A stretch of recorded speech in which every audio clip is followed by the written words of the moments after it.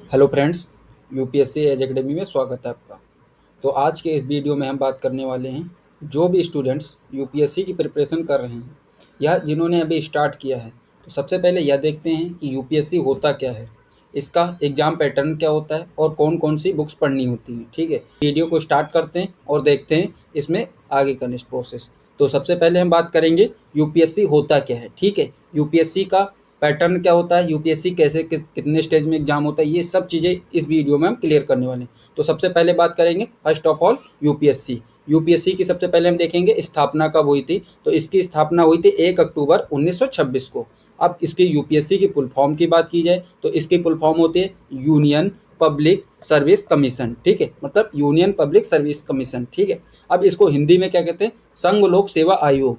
अब मुख्यालय की बात कर ली जाए तो इसका जो मुख्यालय है नई दिल्ली में है। ठीक है, ये किसके अंतर्गत वैकेंसी आती, तो ये भारत सरकार की एक भर्ती एजेंसी है, उसके अंतर्गत वैकेंसी आती हैं।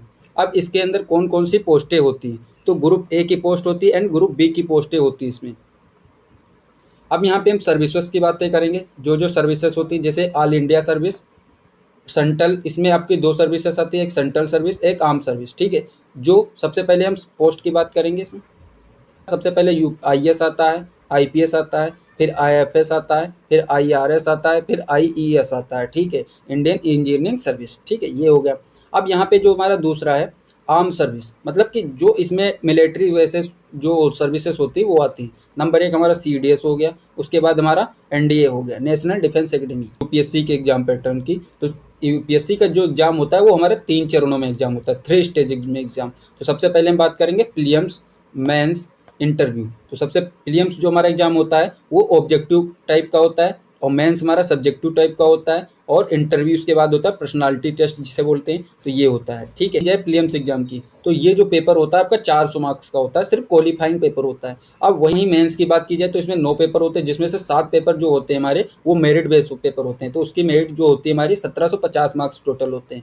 अब इसके बाद हमारा इंटरव्यू फेस आता है, तो इंटरव्यू में आपको 275 मार्क्स देखने को मिलेंगे। अब हम बात करते हैं प्रीलिम्स एग्जाम की। प्रीलिम्स एग्जाम में आपके 2 पेपर होते हैं। नंबर 1 जीएस 1 जिसे हम जनरल स्टडीज़ कहते हैं, और जीएस 2 पेपर 2। तो पेपर 2 में आपका सी सेट आता है। सी सेट की फुल फॉर्म होती है सिविल सर्विस एप्टीट्यूड टेस्ट। अब हम बात करेंगे जीएस 1 पेपर की। तो इसमें जो जीएस 1 पेपर होता है ये आपका, इसमें आपके कितने क्वेश्चंस होते हैं, 100 क्वेश्चंस होते हैं, 200 मार्क्स का होता है। टाइमिंग जो इसकी होती है 2 घंटे का होता है। ये ऑब्जेक्टिव क्वेश्चन इस पे बेस होगा, आपको 100 क्वेश्चन देखने को मिलेंगे एंड 200 मार्क्स का होगा, 200 मार्क्स का पेपर होगा। और इसकी जो समय टाइम जो आपका होगा वो 2 घंटे का होगा, समय जो होगा 2 घंटे का होगा। ठीक है, अब हम पेपर 2 की बात कर लेते हैं, सी सेट की, सिविल सर्विस एप्टीट्यूड टेस्ट की। तो इसमें आपको 80 क्वेश्चन 80 क्वेश्चन देखने को मिलेंगे, 200 मार्क्स 200 मार्क्स देखने को मिलेंगे। ये जो पेपर हमारा है ये आपका क्वालिफाइंग पेपर है, मतलब इसका भी समय हमारा 2 घंटे ही है। ठीक है, पर ये हमारा 33% क्वालिफाइंग है। आपके 200 मार्क्स में सिर्फ 66 मार्क्स 66 मार्क्स लाना अनिवार्य है। ठीक है, तो ये चीज़ हो गई। अब हम इसके बाद हम बात करेंगे क्वालिफिकेशन की, आपकी यूपीएससी के लिए योग्यता क्या होनी चाहिए। तो सबसे पहले हम योग्यता की बात करेंगे। तो आपको अगर यूपीएससी का एग्जाम देना चाहते हो तो इसके लिए मैक्सिमम आपको ग्रेजुएशन कंप्लीट होना चाहिए। ठीक है, और वहीं एज लिमिट की बात की जाए तो आपकी मिनिमम एज 21 वर्ष, मैक्सिमम एज 32 वर्ष होनी चाहिए। अब यहाँ पे हमको छूट भी मिलती है। ठीक है, तो सबसे पहले ओबीसी की बात कर लेते हैं। तो ये 35 साल तक होती है, मतलब कि आपको 21 से 32 साल तक एग्जाम दे सकते हो। तो इसमें 3 साल के लिए आपको छूट मिलती है। ठीक है, तो तब आपको 35 साल की एज तक आप एग्जाम दे सकते हो। वहीं एससी एसटी की बात की जाए तो एसटी एसटी के लिए 37 साल तक मैक्सिमम उम्र है कि आप एग्जाम दे सकते हो। इसके लिए 5 साल की छूट मिलती है आपको। अब क्वालिफिकेशन के बाद बात करेंगे हम अटेम्प्ट्स लिमिट की।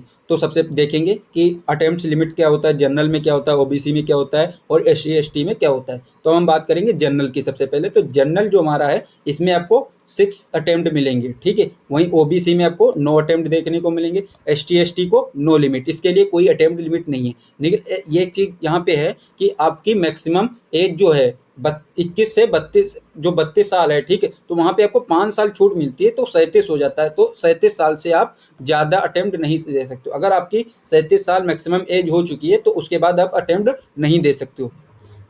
कि अगर फॉर्म भर दिया है यूपीएससी का और एग्ज़ाम देने नहीं गए तो वो अटेम्प्ट काउंट नहीं होता है। ठीक है, जैसे कि आपने 2026 का फॉर्म भरा है, ठीक है, और आपने प्रीलिम्स देने नहीं गए। ठीक है, प्री एग्ज़ाम जो हमारा होता है प्रीलिम्स, देने नहीं गए तो ये आपका अटेम्प्ट में नहीं जोड़ा जाएगा। तो जो नेक्स्ट एग्जाम जैसे 2027 का आपने फॉर्म भरोगे दोबारा, तो वो फर्स्ट ही अटेम्प्ट माना जाएगा, ठीक है। अब इसके बाद हम बात करेंगे पोस्ट की। तो इसमें कौन कौन सी पोस्ट मिलती हैं, तो इसमें जो प्रमुख पद होते हैं आपके 23 से 24 पोस्ट पद होते हैं, ठीक है। तो सबसे पहले हमारा होता है आईएएस, फिर होता है आईपीएस, फिर होता है आईएफएस, फिर होता है आईआरएस। तो हम सबसे पहले बात करेंगे इंडियन एडमिनिस्ट्रेटिव सर्विस। जो आईएएस होता है इसकी फुल फॉर्म जो होती है इंडियन एडमिनिस्ट्रेटिव सर्विस, मतलब इसको हिंदी में कहते हैं भारतीय प्रशासनिक सेवा।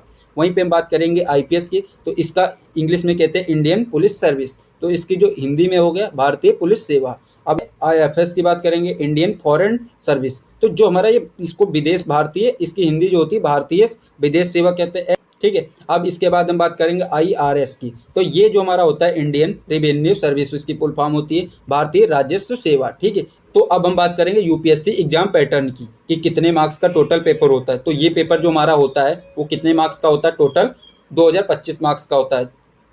तो सबसे पहले हम देखेंगे इसमें प्रीलिम्स एग्जाम, फिर मेंस देखेंगे, फिर इंटरव्यू देखेंगे। तो जो हमारा प्रीलिम्स एग्जाम होता है, ठीक है, उसमें 2 पेपर होते हैं, general studies 1 paper, general studies 2 paper. तो जनरल स्टडीज जो 2 पेपर है उसको हम सीसेट बोलते हैं। सीसेट की फुल फॉर्म होती है सिविल सर्विस एप्टीट्यूड टेस्ट, ठीक है। अब सबसे पहले हम बात करेंगे जनरल स्टडीज पेपर 1 की, जीएस 1 की। तो सबसे पहले हम देखेंगे इसमें कितने क्वेश्चन होते हैं। तो इसमें कितने क्वेश्चन आपके होते हैं, 100 क्वेश्चन देखने को मिलेंगे, 200 मार्क्स का पेपर होगा, ऑब्जेक्टिव टाइप का पेपर होता है, नेगेटिव मार्किंग जो होगी 1/3 की नेगेटिव मार्किंग होगी, टाइम इसका 2 घंटे का होता है, लैंग्वेज आपको दोनों में पेपर देखने को मिलेंगे, हिंदी में एंड इंग्लिश में भी। अब बात कर लेते हैं सीसेट की। तो सीसेट जो पेपर है हमारा, इसमें आपको 80 क्वेश्चन देखने को मिलेंगे, 200 मार्क्स का मिलेगा। ऑब्जेक्टिव टाइप पेपर ये भी होता है, नेगेटिव मार्किंग इसकी जो होती है सेम होती है, 1/3 की इसकी भी नेगेटिव मार्किंग होगी, 1/3 की इसकी भी नेगेटिव मार्किंग होगी।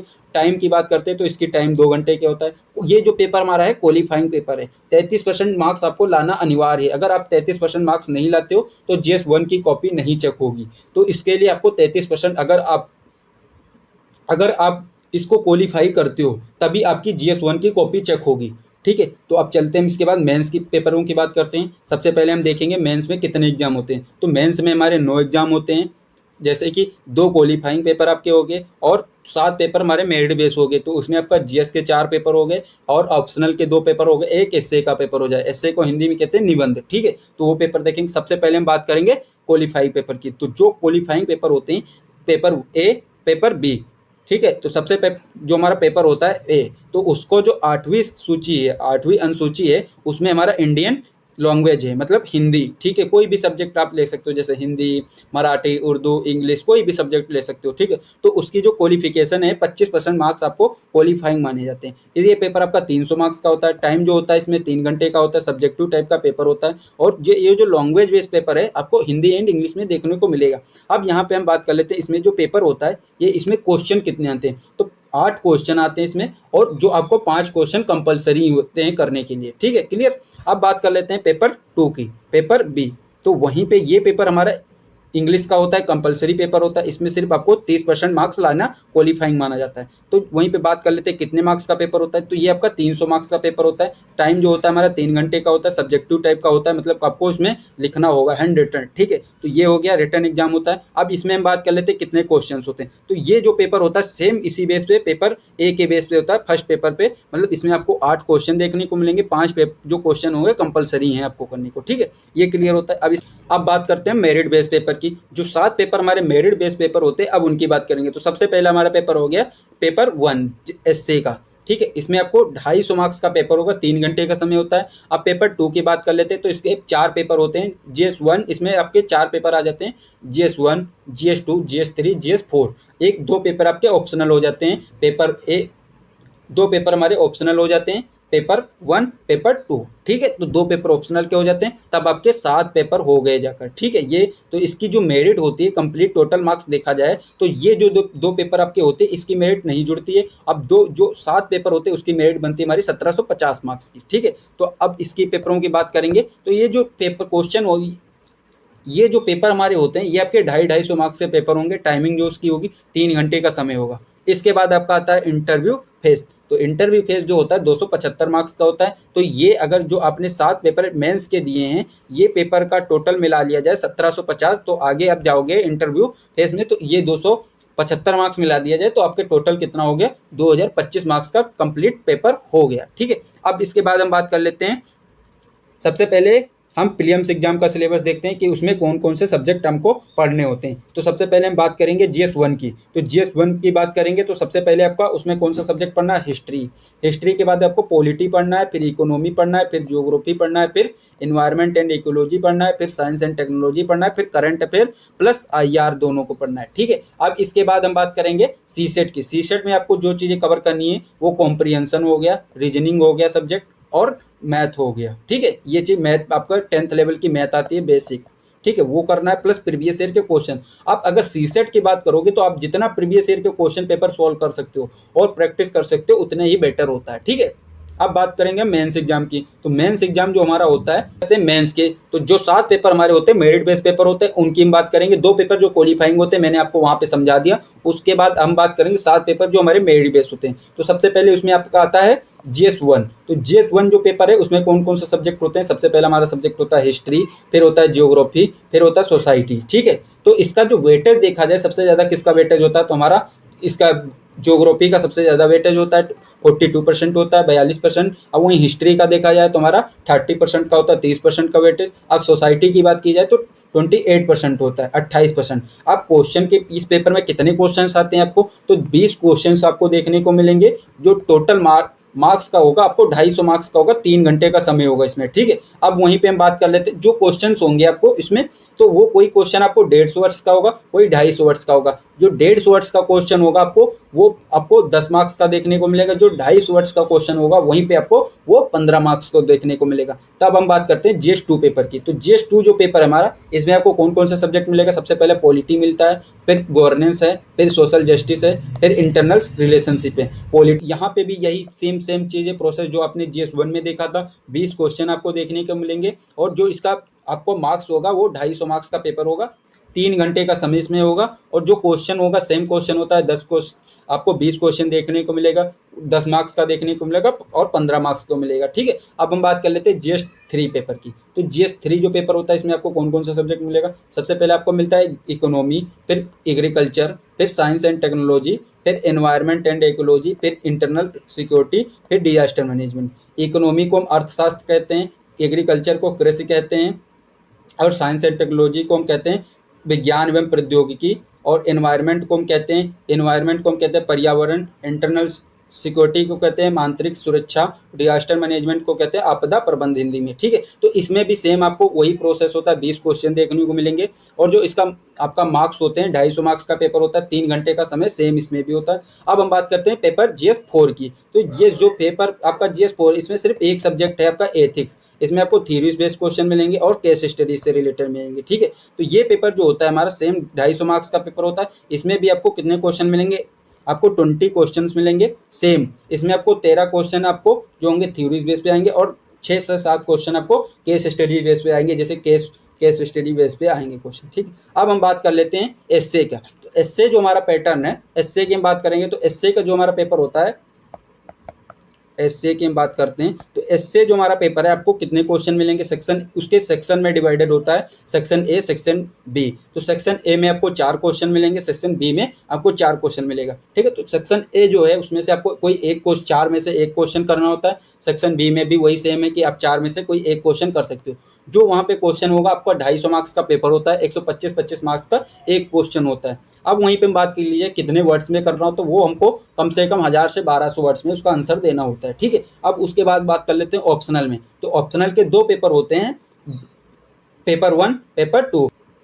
अब पेपर 1 की हम बात कर लेते हैं। तो जो पेपर हमारा पेपर 1 ऑप्शनल पेपर 1 होता है वो आपका 250 मार्क्स का पेपर होता है, सेम वही होता है पैटर्न, 250 मार्क्स का होता है। अब यहाँ पे जो क्वेश्चन है 8 क्वेश्चन आपको मिलेंगे, जिसमें से आपको 5 क्वेश्चन कंपलसरी होते हैं करने को। ठीक है, क्लियर। अब दूसरे जो हमारा पेपर होता है पेपर 2, तो पेपर 2 की हम बात करेंगे तो सेम वही प्रोसेस होता है, इसमें भी आपको 8 क्वेश्चन देखने को मिलेंगे, 5 क्वेश्चन कंपलसरी है इसमें से भी करने को, ये भी आपका 250 मार्क्स का, मतलब दोनों पेपर आपका मिलाया जाए तो 500 मार्क्स के दोनों पेपर हैं। टाइमिंग सेम होती है, 3-3 घंटे का पेपर होता है, एक दिन में 2 पेपर होंगे, ठीक है। अब हम बात करेंगे कौन कौन सी बुक्स पढ़नी चाहिए यूपीएससी के लिए तैयारी करने के लिए। तो सबसे पहले हम देखेंगे NCERT, complete NCERT book list देखेंगे। तो सबसे पहले हम बात करेंगे हिस्ट्री में आपको 6 से 12 तक की कंप्लीट हिस्ट्री पढ़नी चाहिए। वो है सबसे पहले 6 क्लास की एनसीईआरटी, 7th की एनसीईआरटी, 8th की एनसीईआरटी, 9th की एनसीईआरटी, 10th की एनसीईआरटी, 11th की एनसीईआरटी, फिर 12th की एनसीईआरटी, ये करना है। फिर आपको इसके बाद जब आओगे जियोग्राफी के लिए, तो जियोग्राफी 6 से 12th करना है।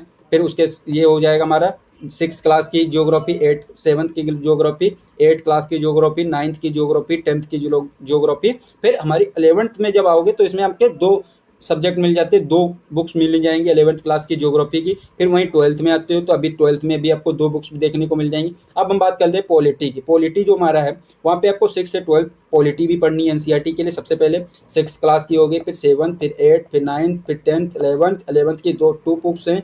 फिर हमारा 12th की जो है उसकी भी 2 बुक्स हैं, ठीक है। फिर इसके बाद हम आ जाते हैं इकोनॉमी में क्या पढ़ना चाहिए एनसीईआरटी में। तो आपको 9 से 12th की बुक्स फॉलो करनी है, ठीक है। 9 से 9, 10, 11, 12th की कंप्लीट बुक्स लिस्ट फॉलो करनी है। अब हम बात कर लेते हैं सोसाइटी पे, सोशोलॉजी पे। तो सोशोलॉजी के लिए आपको 11th की बुक्स फॉलो करनी है और 12th की बुक्स फॉलो करनी है, 11, 12th की दोनों की एनसीईआरटी फॉलो करनी है। अब हम बात कर लेते हैं साइंस की। तो साइंस में आपको सिर्फ बेसिक नॉलेज अगर आपको है, 6 से 8 तक आपको अच्छे से पता है, तो सिर्फ आपको नॉलेज के लिए आपको जो हमारा पेपर में आता है, जैसे एनवायरनमेंट हो गया, साइंस एंड टेक्नोलॉजी के लिए कवर पेज होता है, उसके लिए आप बायोलॉजी के 12th की जो बुक्स है 12th की बायोलॉजी की, उसके लास्ट के 4 चैप्टर आप वहाँ से कर लीजिए, तो इसका आपका शॉर्ट फॉर्म में क्लियर हो जाएगा साइंस, ठीक है। तो इसके लिए डीप में पढ़ने की जरूरत नहीं। अगर आप यूपी पीसीएस वगैरह दे रहे हो तो इसके लिए आपको डीप में साइंस पढ़ना पड़ेगा, क्योंकि डीप में क्वेश्चन आते हैं, ठीक है। अब हम बात कर लेते हैं आर्ट एंड कल्चर की। तो आर्ट एंड कल्चर के लिए आपको 11th की बुक्स फॉलो करनी है, भारतीय कला का परिचय फर्स्ट और भारतीय कला का परिचय